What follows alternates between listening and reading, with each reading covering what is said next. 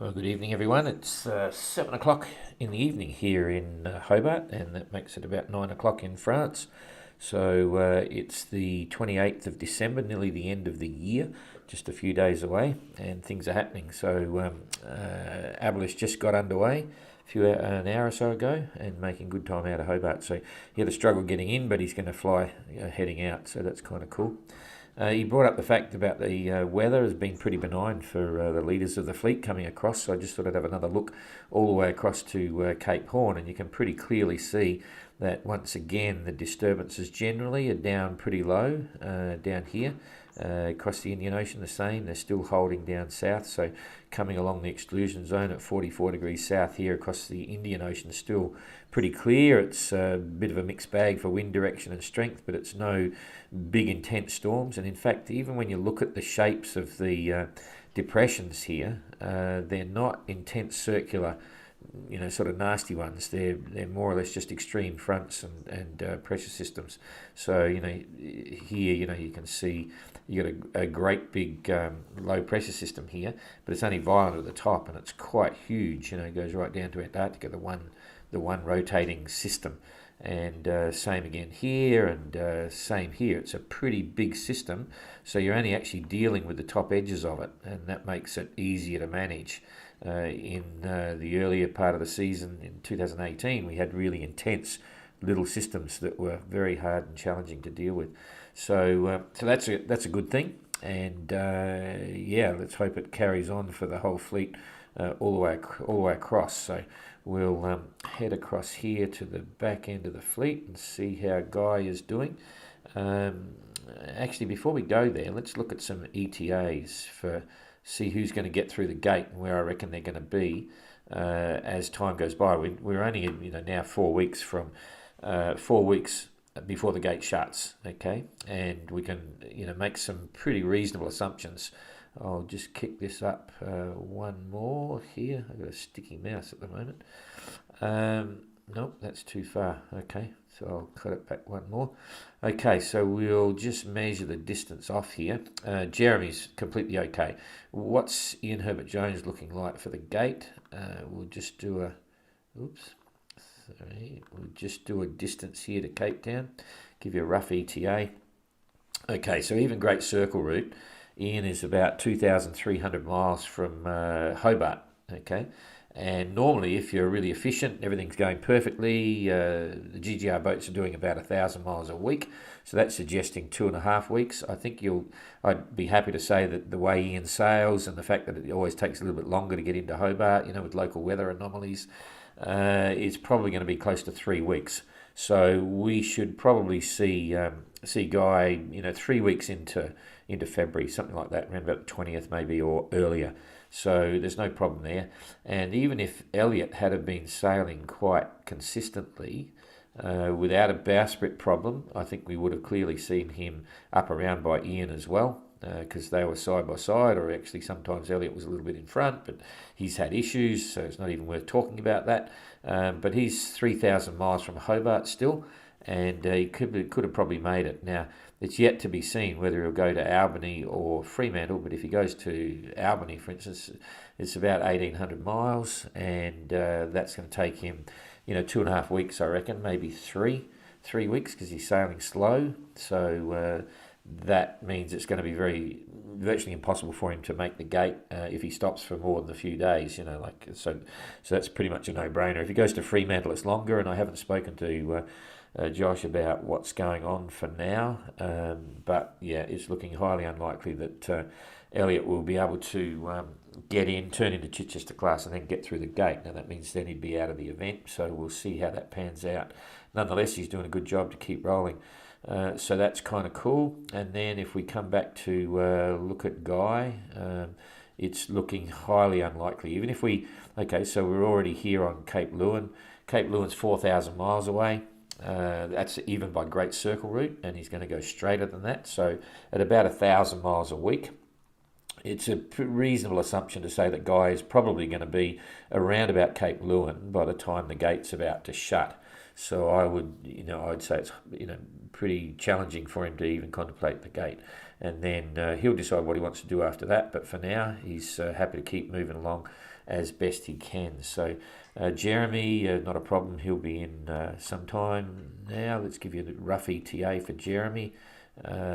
Jeremy is cheapest now. Here we go. Okay, 1,300 miles. Did I talk about this a minute ago?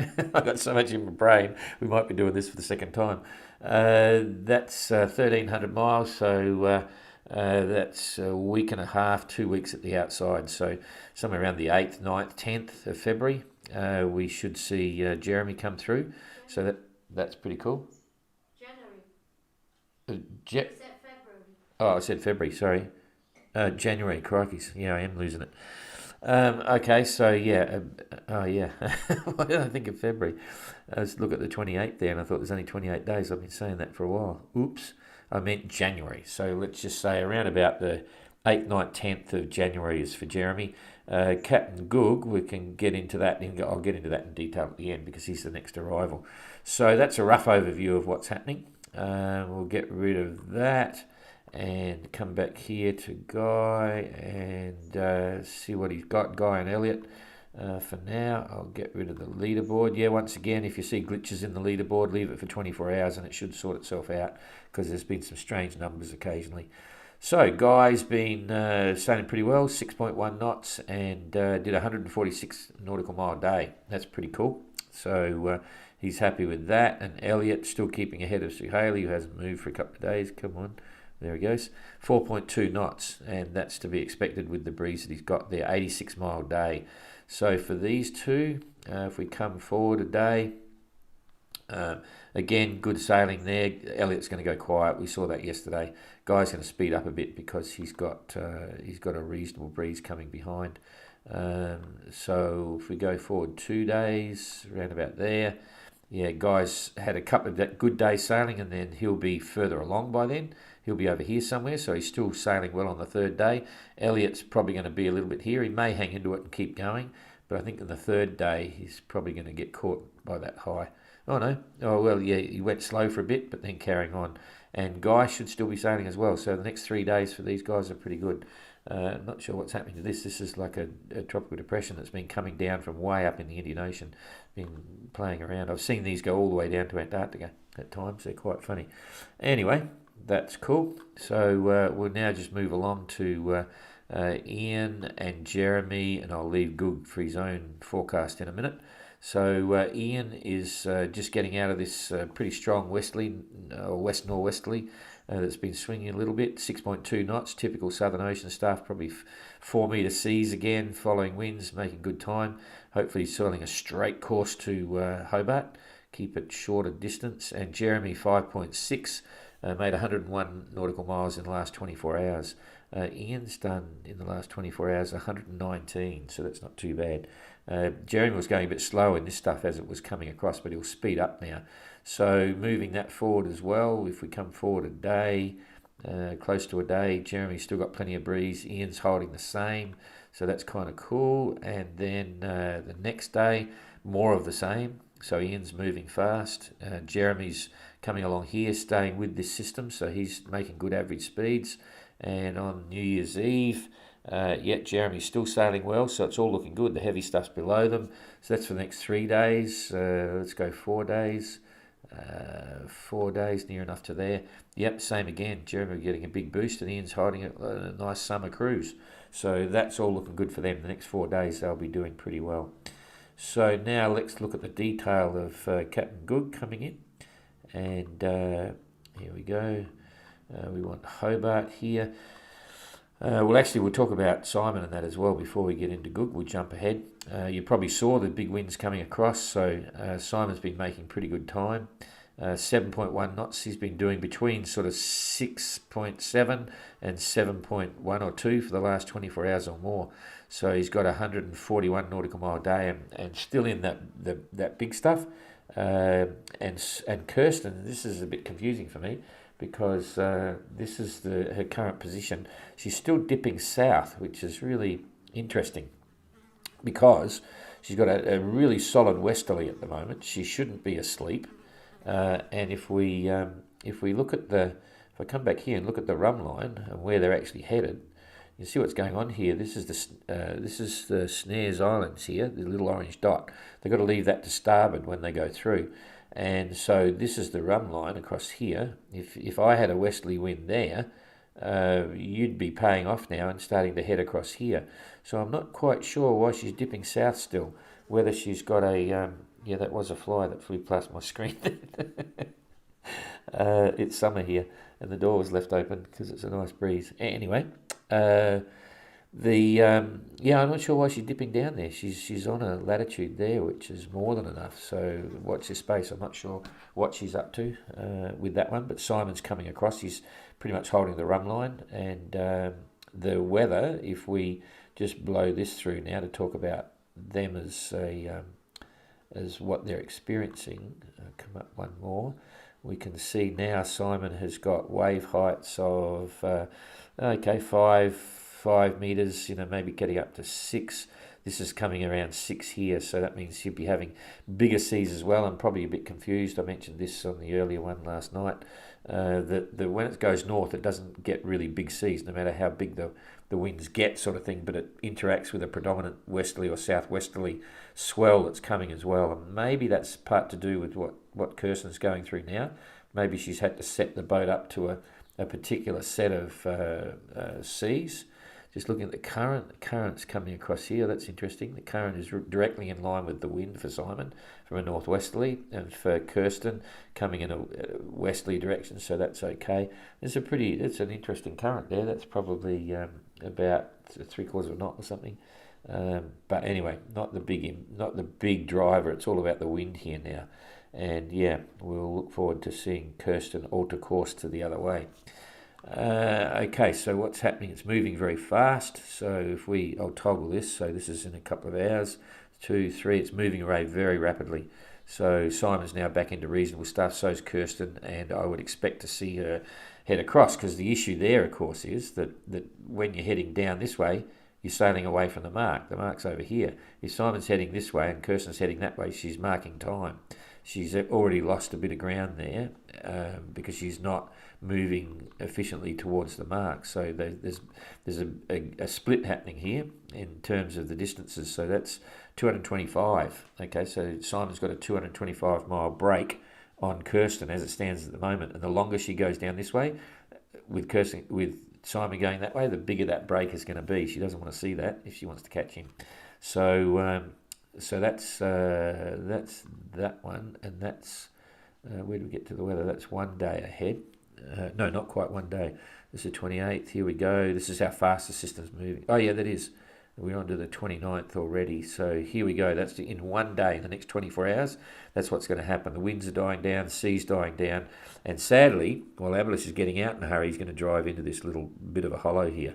So he's not going to be going fast too soon, but he'll certainly get away from the coast, and then it starts to come in from the northwest, so he's moving again. The northeast, wind's coming down there, so he'll start sailing again, and maybe, just maybe, looking at this is only a day and a bit away, Kirsten may know about this high forming here, because she's getting weather faxes, and so maybe she thought she'll dip down south and then rip along the bottom, because Simon's not getting the weather faxes, and I'm not sure what weather reports he's getting. And maybe she's banking on that. Oh, look at this. Ooh, yeah, that might explain it. Okay.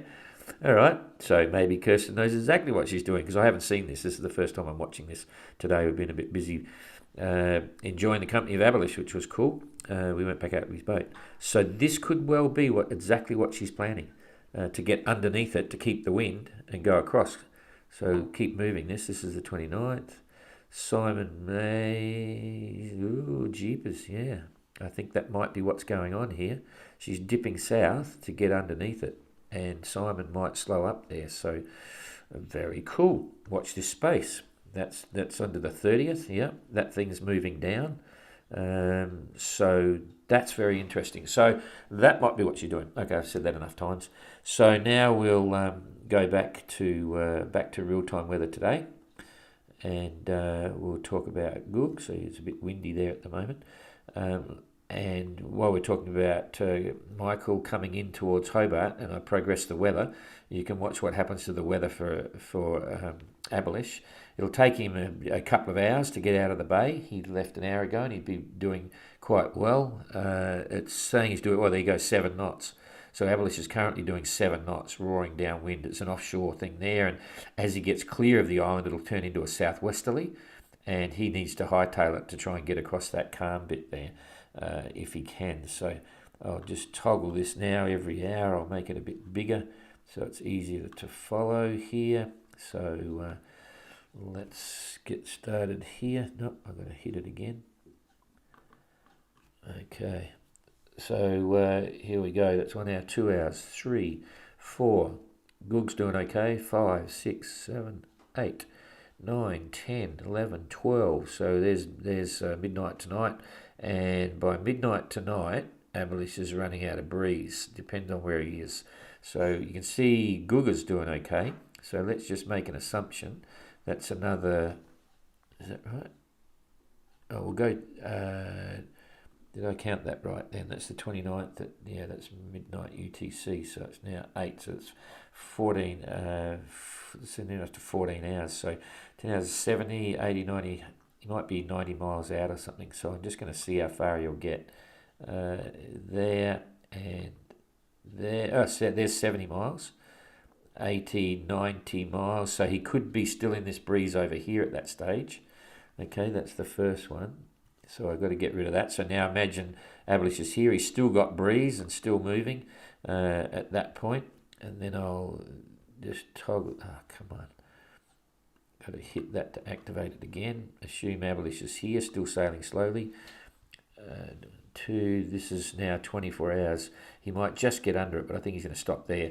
Meanwhile, Gug is coming along, so he's okay for the first day. We're coming through to the night of the second day. He's still sailing towards Hobart in moderate, in good conditions. Still the 29, coming into 24 hours. So he's still sailing, just hanging on to this. So that's 24 hours ahead, and he's running out. So he gets 1 day, and then he's got through till the 30th. He's got very light winds. So there's in the 31st. He's not going anywhere in a hurry. And then we've got light winds again on the 31st, so he's going to go very slow. So that means if we look, just hold it there for a minute, that's the first. So he's currently, I'll put it over here, near enough to 400 miles. So if he's doing 150 miles a day, 2 days is 300, that's 3 days. And it's 4 days. He's going to get hooked up in this. It's going to be at least 5 days, I reckon, with all the bits and pieces. So 28, 29, 30, 31, 33, late on the first or early on the second. That's what I think is best options for Michael getting into Hobart. Anyway, we'll watch this space, but it certainly looks light, and it'll be interesting to see if that's Kerson's game plan, and it may very well be to go under the little high. Okay, thanks for that. That was a long one, and we'll see.